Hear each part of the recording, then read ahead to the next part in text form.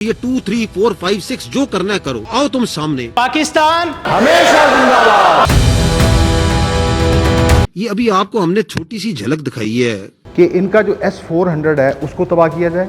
Missiles का stock pile था, उसके ऊपर हमला। जो बुज़दिल दुश्मन है उसने हमेशा हम पर रात की तारीकी में हमला किया। जो वो 2 दिन से अपने जहाज गिरवाने के बाद हमारे साथ कर रहे थे, हमने हमेशा जवाब दिन की रोशनी में खुलेआम उसको बता करके अब हम हमला करने लगे।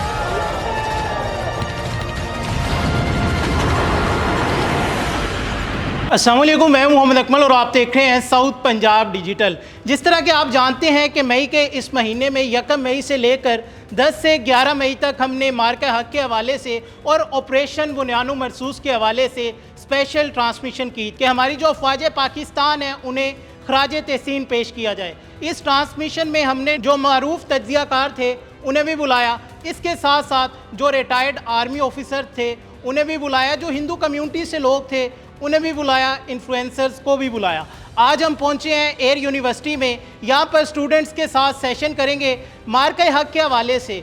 उनके माइंड में क्या क्या सवालात हैं उनसे बात करेंगे और उनके सवालात के जवाब देने के लिए आज हमारे साथ मौजूद हैं air commodore retired Muzammil Jibran साहब और उनके साथ साथ सीनियर तज्जियाकार खालिद बेग साहब। Sir thank you so much आपकी तशरीफ़ आवरी का, आपके टाइम का। मुजम्मिल साहब, सबसे पहला सवाल मेरा आपसे है, हमें ये तो बता दें कि हमने इंडिया के कितने जहाज़ गिराए हैं? ये बहुत बड़ी बहस बन चुकी है। इस पे आप मेरा ख्याल है मेरी बात नहीं मानिए। आप देखिए कि जो सबसे बड़ी शख्सियत है इस दुनिया में आजकल फ्री वर्ल्ड की, that is the president of USA mister Donald J Trump. उन्होंने 6 से शुरू किया था और अब वो 11 तक ले आए हैं। तो सर ये गिनती कहाँ तक जा सकती है? अब मैं उनकी बात को निगेट नहीं करूँगा, वो जो उन्होंने कह दिया है मेरा ख्याल है हमारे लिए ठीक है।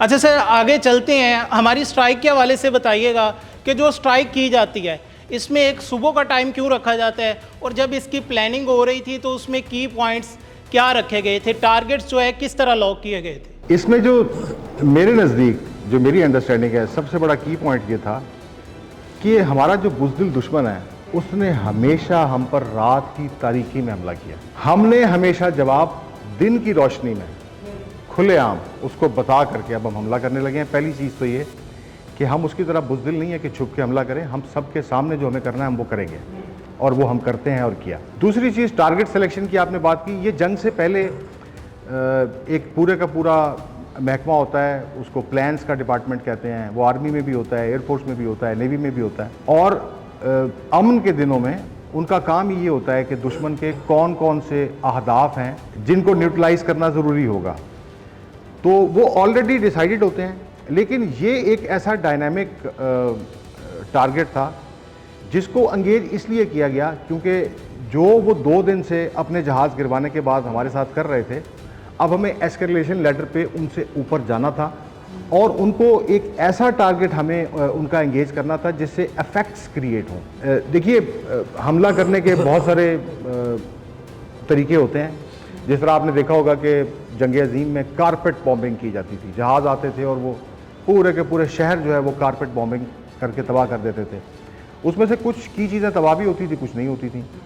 लेकिन जब आपको कोई इफेक्ट जो है वो प्रोड्यूस करना होता है, उसको इफेक्ट बेस्ड ऑपरेशंस कहते हैं। ये थोड़ा सा आपका कॉग्निटिव डोमेन में चला जाता है कि दुश्मन की फैसला साजी की जो सलाहियत है उसको मुतासर किया जाए। तो उनके लिए जो साइकोलॉजिकली इंडिया के लिए जो सबसे बड़ा उनका एसेट, रफ़ेल तो हमने गिरा दिए। वो 2 चीज़ों के ऊपर जंग लड़ रहे थे।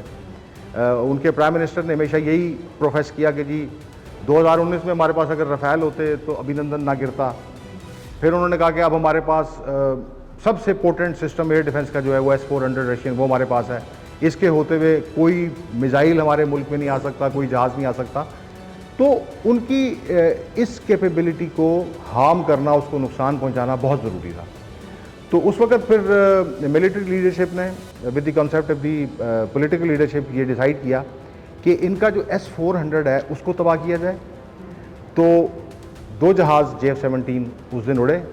वो लोग उन्होंने एंगेज किया S-400 के रडार को, क्योंकि रडार जो है वही आँख है किसी भी मिसाइल सिस्टम की।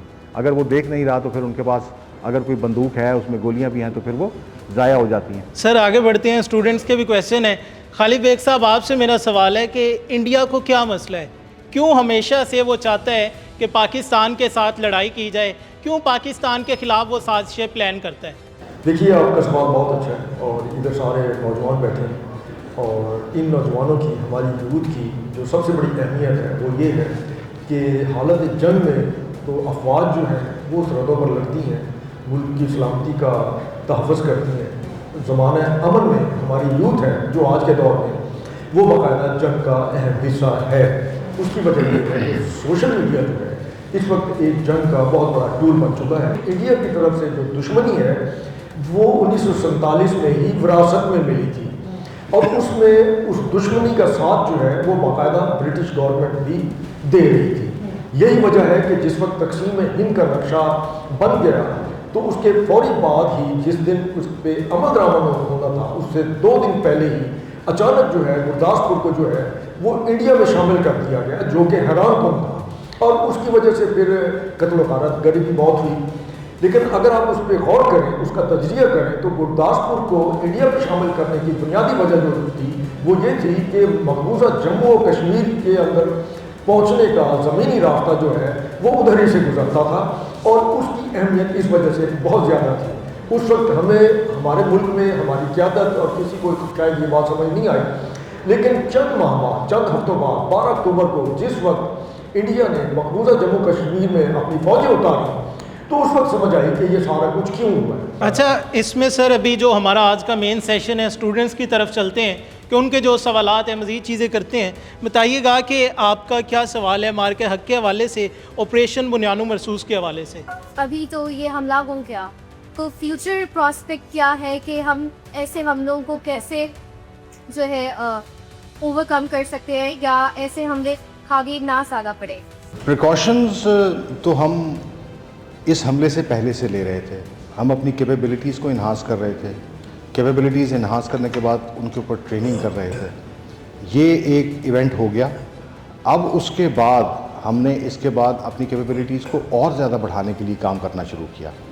یہ تو ہو گئی ملیٹریلی بات، جس طرح آپ لوگ دیکھتے ہیں کہ ہم نے نئے ایئر ڈیفنس سسٹمز، نئے میزائلز، نئے جنریشن 5 کے اسٹیلتھ جہاز وہ انشاءاللہ اس سال کے آخر تک ہمیں ڈیلیور ہو جائیں گے۔ یہ ساری کیپیبلٹیز بڑھ رہی ہیں، لیکن اس سے بڑی جو چیز ہے وہ آپ کا امیج ہے کہ ایک وقت تھا جب انڈیا پاکستان پہ کوئی اس طرح کا ڈرامہ کرتا تھا تو ساری دنیا انڈیا کے ساتھ ہوتی تھی، لیکن اس مارکے کے بعد جو پاکستان کا سٹیچر ہے، ڈپلومیٹک سٹیچر گلوبلی، وہ بہت اوپر گیا ہے۔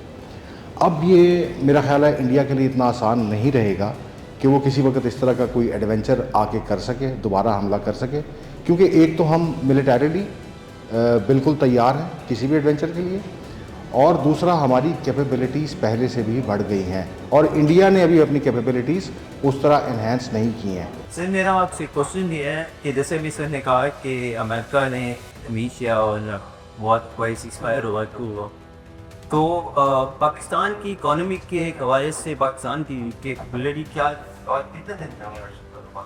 اکانومی پہ اسپیسیفکلی اگر آپ بات کیجئے تو اگر آپ اس کو ایکیڈیمکلی دیکھیں تو جو کتابوں میں لکھا ہوا ہے کسی بھی اسٹیٹ کے لیے جو سب سے زیادہ ضروری چیز ہوتی ہے وہ ہوتی ہے سیکیورٹی، سب سے پہلے انٹرنل اور پھر ایکسٹرنل۔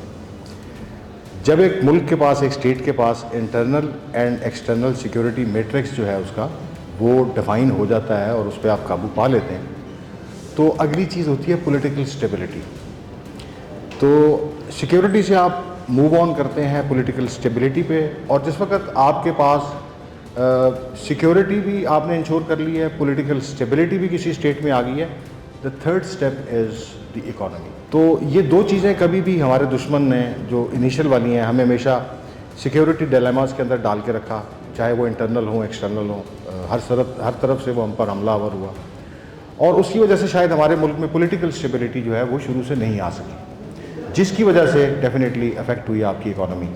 تو اس وقت بھی جو آپ کی اکانومی کی اسٹیٹ ہے وہ کوئی راز نہیں ہے، ایوری بڈی نوز، لیکن جو ہماری ملٹری کیپیبلٹیز ہیں، جس طرح بڑا مشہور بھٹو صاحب کا ایک مقولہ ہے کہ گھاس کھا لیں گے لیکن ایٹم بم ضرور بنائیں گے، تو ہم ہر طرف سے ہماری عوام وہ مصیبتیں برداشت کر رہی ہے اس بیڈ اکانومی کی وجہ سے، لیکن دشمن کا مقابلہ کرنے کے لیے جو ہمارے پاس ہمارے جتنے ایلیمنٹس آف نیشنل پاور ہیں اس کی ریکوائرڈ جتنی کراس ڈومین ہے ہم نے وہ منیمم مینٹین کی ہوئی ہے. اور آج کل کی جنگ جو ہے وہ بہت زیادہ لمبی کھنچتی نہیں ہے.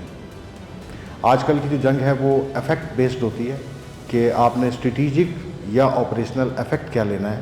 دشمن کی جو فیصلہ سازی کی قوت ہے اس کو آپ نے کیسے ہٹ کرنا ہے, نروز کون سی آپ نے دیکھنی ہے جا کے آپ حملہ کریں, جس کی سب سے بڑی مثال جو ہے وہ پاک فضائیہ کا S-400 کے ریڈار پہ حملہ اور ان کے جو میزائلز کا سٹاک پائل تھا اس کے اوپر حملہ. وہ اتنا بڑا ایونٹ تھا, اس کا اتنا بڑا ایفیکٹ تھا کہ صرف 2 جہاز اور اس کے بعد ان کی فیصلہ سازی کی قوت بالکل نہیں رہی اور وہ پھر امیڈیٹلی بھاگے امریکہ کی طرف کہ جنگ بند کرائیں. یہ تو بہت نقصان ہو گیا.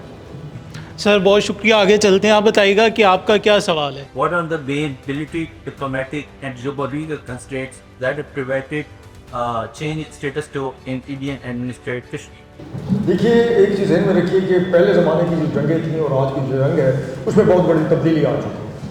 اور اس کی تبدیلی کی بڑی وجہ یہ ہے کہ اب جنگ جو ہے وہ ایک یوں سمجھ لیں کہ پہلے جو ہے آپ لیپ ٹاپ استعمال کرتے تھے, ڈیسک ٹاپ استعمال کرتے تھے, وہ اب سمٹ کر آپ کے موبائل ٹیلی فون میں ہر چیز آ گئی ہے. تو یہ اب جنگیں بھی پرو میکس سمارٹ ہو گئی ہیں اور اس کے لیے پھر سائبر ایک ٹیکنالوجی کا ہے.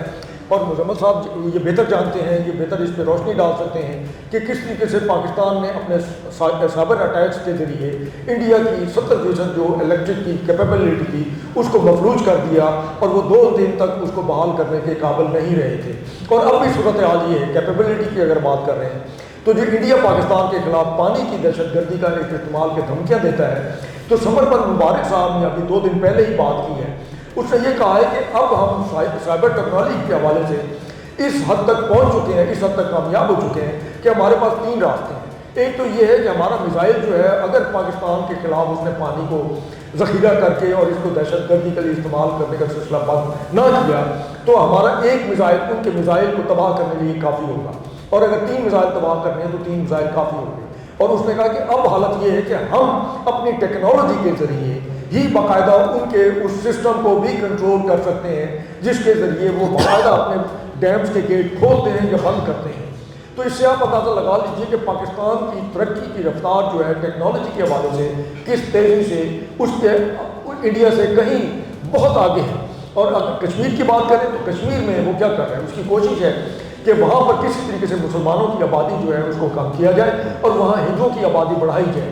لیکن وہاں پر خوف اتنا زیادہ ہے کہ بہت ساری مراد کے باوجود جو ہے انڈین ہندو جو ہیں ایون ریٹائرڈ فوجی بھی ہیں, ان کو انہوں نے کہا ہے کہ ہم آپ کو اسلحہ بھی دیتے ہیں, ہم آپ کو فری اس کے راؤنڈ بھی دیں گے سالانہ جتنے آپ چاہیں گے, لیکن آپ وہاں کر آباد ہوں. لیکن وہ جانے کو تیار نہیں.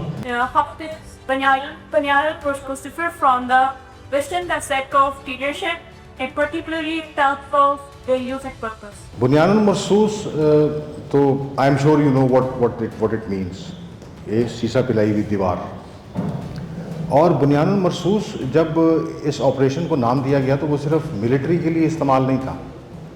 وہ اس کی وہ جو تصویر ایک بہت وائرل ہوئی کہ ایک سویلین عام آدمی جب ڈرونز آئے ہوئے ہیں تو جہاں فوجی اس کو رائفل سے مارنے کی کوشش کر رہے ہیں تو ساتھ ہمارے جو عام سویلین ہیں وہ بھی اپنے اپنے گھر سے اپنی بندوقیں لا کے ان ڈرونز کو جو ہے وہ گرا رہے تھے.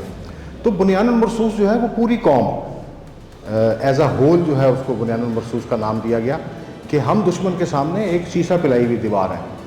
ویسٹ کے اندر ویسٹ کا جو وار فائٹنگ کانسیپٹ ہے وہ اس سے تھوڑا سا ڈفرینٹ ہے کیونکہ ویسٹ ٹیکنالوجیکلی جتنا ترقی کر چکا ہے they have always been the aggressors. Remember this کہ وہ ہمیشہ حملہ کرتے ہیں اپنے ملک سے باہر نکل کے, اپنی سرحدوں سے باہر نکل کے. Whereas after the expansion of Islam, اگر آپ ہسٹری دیکھیے کہ تو عثمانیوں کے بعد ابھی تک کوئی ایسا موقع نہیں آیا کہ مسلمان چاہے وہ as a nation as an امت باہر نکل کے کسی پہ حملہ آور ہوئے ہوں. تو ہم اب جس اسٹیج کے اوپر ہیں ہمارا وار فائٹنگ کانسیپٹ وہ زیادہ تر ڈیفینسو ہے. We are not aggressors. ہم اوفینسو پہ یقین نہیں رکھتے, لیکن ہم اس بات پہ یقین رکھتے ہیں کہ اگر ہم پہ کوئی اگریسر حملہ کرے گا تو ہم اس کا جواب ایسا دیں گے, اس کے سامنے ایسے کھڑے ہوں گے بنیان المرصوص کی طرح کہ وہ اس کا حملہ کسی بھی طرح کارگر نہیں ہو سکتا اور ہمارا دشمن کامیاب نہیں ہو سکتا. یہ بیسک تھوڑا سا ڈفرینس ہے ویسٹرن وار فائٹنگ کنسیپٹ میں. اگر ٹکٹنس کوئی مس انفارمیشن آتی ہے, جیسے پہ میرے کو کسی انفارمیشن آ جاتی ہے, آپ پر دوسرا کتنی بڑے دیتے ہیں, تو سب کی طرح اور اس فرینڈلی کر سکتے ہیں کہ ہم اس ڈس انفارمیشن بھی نہ کر سکتے. کوشش یہ ہے تاکہ پیشنس تاکہ اس کی یا اس کا اگر آپ اس کو مذہبی نقطہ نگاہ سے بھی دیکھیے, جس کو کہ ہمیں اپنی زندگیوں پہ لاگو کرنا چاہیے, تو حدیث بڑی کلیئر ہے کہ کوئی بھی خبر آپ تک پہنچتی ہے, جب تک آپ اس کو ویریفائی نہ کر لیں, اس کو آگے کسی کو نہ بتائیں, کیونکہ اگر آپ ایسا کریں گے تو پھر آپ جھوٹوں میں شمار ہوں گے. انفارچونیٹلی ہمارا دشمن شاید اس چیز کو سمجھ نہیں سکا. اس نے ہمیشہ میڈیا وارفیئر کے اندر یا تو ڈس انفارمیشن کو استعمال کیا ہے یا مس انفارمیشن کو استعمال کیا ہے, اور اس کا نتیجہ آج ہم سب کے سامنے ہے کہ ان کے میڈیا کی کریڈیبلٹی آج پوری دنیا میں کیا ہے. ان کے اپنے ملک کے لوگ وہ کس طرح ان کی کریڈیبلٹی کو ٹھوکر مارتے ہیں کہ تم لوگ بتاتے کہ جس طرح ابھی بیگ صاحب نے فرمایا کہ جس طرح ایسی مس انفارمیشن کے لاہور میں پورٹ ہے اس پہ حملہ ہو گیا, اس کا اسلام آباد کے اندر ہماری فوج نے جو ہے وہ ہتھیار ڈال دیے. اتنی بڑی ڈس انفارمیشن پھیلانا اس کا جو طریقہ کار ہے وہ شاید سمجھ نہیں پائے. حالانکہ جو انڈین اسٹیٹ مین ہے یا اسٹیٹ کرافٹ کی مشینری ہے وہ ساری کی ساری, چناکیا ان کا ایک بہت بڑا مفسر تھا, وہ اس کے اوپر بیس کرتی ہے کہ وہ تھنکر کس طرح لے کے چلتا تھا. تو یہ فیل ہو گئی ہے. ناظرین, مارکہ حق کے حوالے سے, آپریشن بنیان و مرصوص کے حوالے سے جو ینگسٹرز ہیں, جو ہمارے پاکستان کا فیوچر ہے, ان کے مائنڈ میں جو جو تھے وہ انہوں نے کیے. ہمارے جو تجزیہ کار موجود تھے, ہمارے جو گیسٹ موجود تھے, سر آپ کی تشریف آوری کا, آپ کے ٹائم کا بہت شکریہ. افواج پاکستان نے اور پاکستانی عوام نے یہ ثابت کر دیا ہے کہ جب بھی کوئی پاکستان کے امن کو سبوتاج کرنے کی کوشش کرے گا, جو بھی میلی آنکھ پاکستان کی طرف دیکھے گی, تو افواج پاکستان کی جانب سے نہیں بلکہ پاکستانی عوام کی جانب سے بھی ہمیشہ منہ توڑ جواب دیا جائے گا. پاکستان کی حفاظت کے لیے, پاکستان میں امن کے لیے افواج پاکستان اور پاکستانی عوام ہمیشہ بنیان و مرصوص سیسا پلائی دیوار بن کر کھڑی ہوئی ہیں. امید کرتے ہیں آپ کو آج کا پروگرام پسند آیا ہوگا. اپنا بہت سارا خیال رکھیے گا. دوبارہ ملاقات ہوگی. اللہ نگہبان.